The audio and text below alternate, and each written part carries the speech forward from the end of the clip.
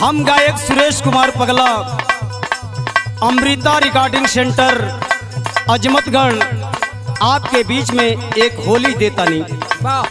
आशा ना पूर्ण विश्वास बा आप लाइक सब्सक्राइब जरूर कर जाइए।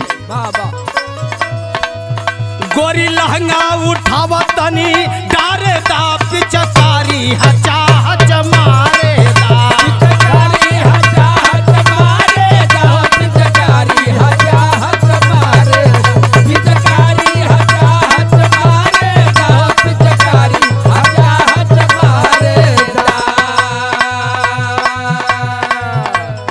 गोरे गोरे गलवा के सोहे गोलैया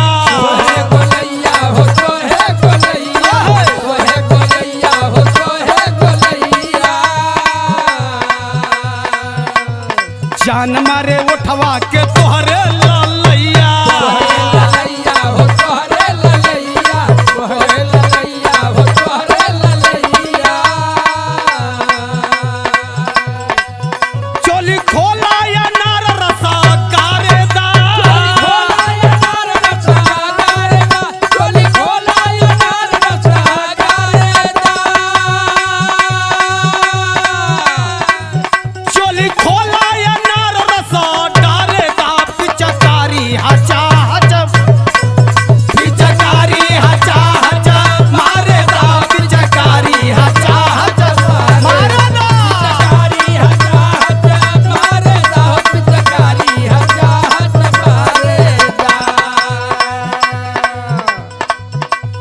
नागिन ऐसे कमरिया हिलैबू कमरिया हिलैबू कमरिया हिलैबू कमरिया हिलैबू कमरिया हिलैबू।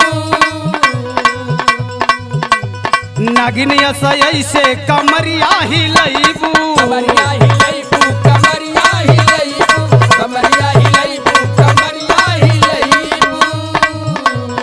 वही जगह जितनी के कहवा चोरैबू कहवा चोरैबू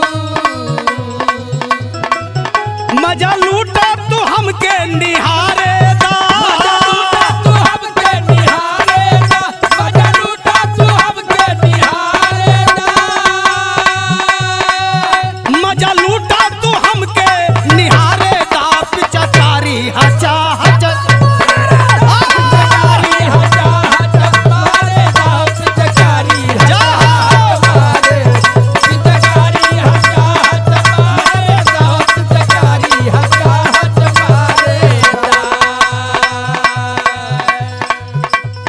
अखिया तो हार लागे अम्मा के फारी अम्मा के फारी हो अम्मा के फारी अम्मा के फारी हो अम्मा के फारी।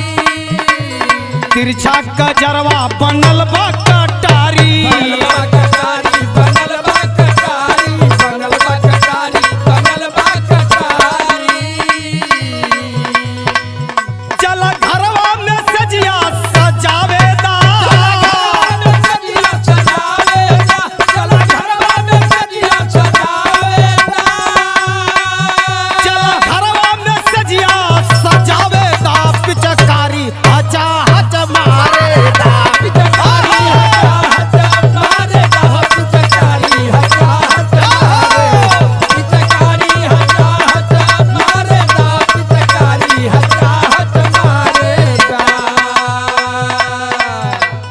बीती फगुन मात जिया छन छनाई हो जिया छन छनाई जिया छन छनाई हो जिया छन छनाई।